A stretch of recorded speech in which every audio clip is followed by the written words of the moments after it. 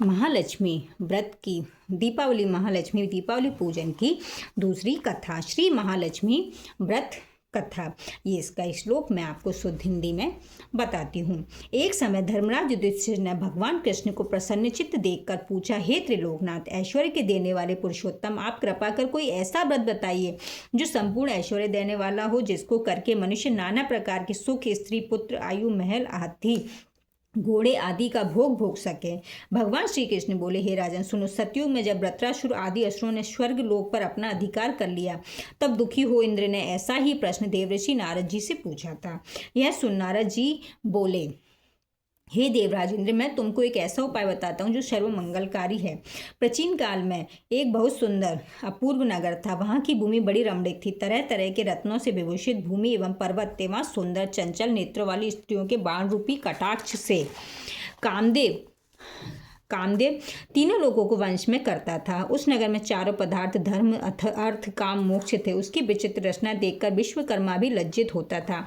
उसी नगर में एक मंगलसेन नाम का राजा था। उसकी चिल देवी और चोल देवी नाम की दो रानियां थी। एक दिन राजा अपनी प्रिय रानी चोल देवी के साथ अपने महल की छत पर बैठा हुआ था। वहां से उसने समुद्र के जल से घिरा हुआ एक रमणीक स्थान देखा। उसे देख राजा कामातुर हो अपनी प्रिय रानी चोल देवी से बोला, हे सुमुखे, देखो, यहाँ पर तुम्हारी प्रसन्नता के लिए नंदन वन को लज्जित करने वाला एक सुंदर बाग लगवाऊंगा।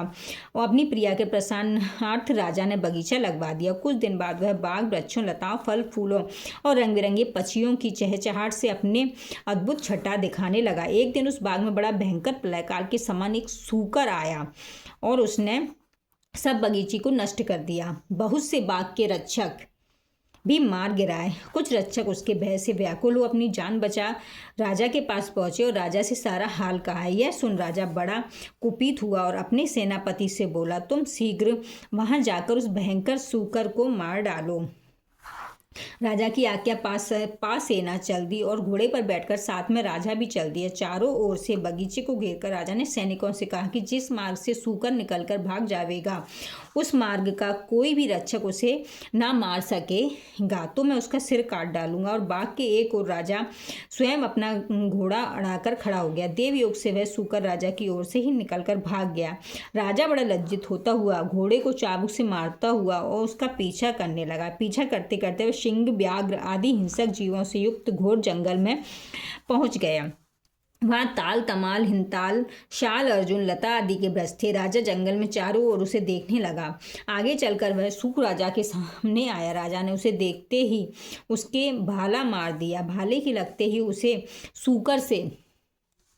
सूकर ने अपना शरीर छोड़ दिया और सुंदर गंधर्व शरीर धारण कर विमान में बैठ अपने लोक को जाते हुए राजा मंगलसेन से बोला, हे पृथ्वीपति, आपका कल्याण हो, आपने मेरा उद्धार किया है। अब मैं आपको अपने साप की कथा सुनाता हूँ। मैं चित्ररथ नाम का गंधर्व हूँ। एक बार देव समूह में ब्रह्मा जी बैठे हुए थे। मैं चंचुपुट आदि तालों के साथ सप्त स्वर में उत्तम गान कर रहा था कि गाते गाते मेरी ताल बिगड़ गई। इस पर क्रोधित होकर ब्रह्मा जी ने मुझे सूकर होने का शाप दे दिया।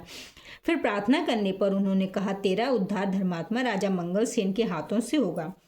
अतः मैं अधम योनि को छोड़ अपने गंधर्व स्वरूप को प्राप्त हो गया हूँ। हे राजन, मेरे वरदान स्वरूप देवता को दुर्लभ चारों फल, धर्म, अर्थ का, मोक्ष का दाता एक व्रत बतलाता हूँ। यह व्रत श्री महालक्ष्मी जी का। इसके प्रभाव से आप चक्रवर्ती राजा होंगे। अब आप अपनी राजधानी वापिस जाइए। नारद जी बोले, हे इंद्र, इस प्रकार वह गंधर्व अंतर्धान हो गया। राजा मंगलसेन अपनी राजधानी को वापस लौटे कि मार्ग में उन्हें बगल में मृगची मिली एक ब्राह्मण पुत्र अपनी ओर जाते नजर पड़े। राजा मुस्कुराते हुए उनसे बोले, हे बटुक, आप देवता, दैत्य, गंधर्व या राक्षस में से कौन है? मुझे सच सच बता दें जो आप इस घोर जंगल में आए हैं। यह सुन ब्राह्मण पुत्र राजा को आशीर्वाद देते हुए बोला, राजन, मैं आपके ही देश में पैदा हुआ हूँ और आपके साथ साथ ही यहाँ आया हूँ, अतः मुझे यथा शीघ्र जाने की आज्ञा दीजिए। भगवान श्री कृष्ण बोले, हे धर्मराज, इस प्रकार पूछने पर राजा ने कहा, हे विप्र, तुम्हारा नाम आज से नूतन होगा। अब तुम किसी सरोवर में से ठंडा जल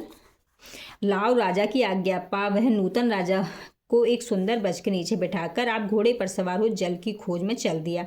आगे चलकर उसने रंग बिरंगे पक्षी देखे, वह उसी ओर चल पड़ा। थोड़ी देर में वह सरोवर के पास पहुंच गया। यह सरोवर बहुत ही रमणीक था। ऐसा प्रतीत होता कि यहाँ भगवान नारायण की निवास स्थान है। सुंदर नर कमलों से शोभित चक्रपाक आदि पक्षियों से युक्त तेज हवा से उठने वाली लहरों को शांत, सुंदर कमलों से शोभित चक्रवाक आदि पक्षियों से युक्त तेज हवा से उठने वाली लहरों की शांत करने वाला, मीठे जल वाला महर्षि अगस्त की तृष्णा शांत करने वाला, शीतल एवं जल से परिपूर्ण था। जैसे ही वह आगे बढ़ा, इसका घोड़ा कीचड़ में फंस गया, अतः वह घोड़े पर से उतरकर सरोवर के चारों ओर देखने लगा।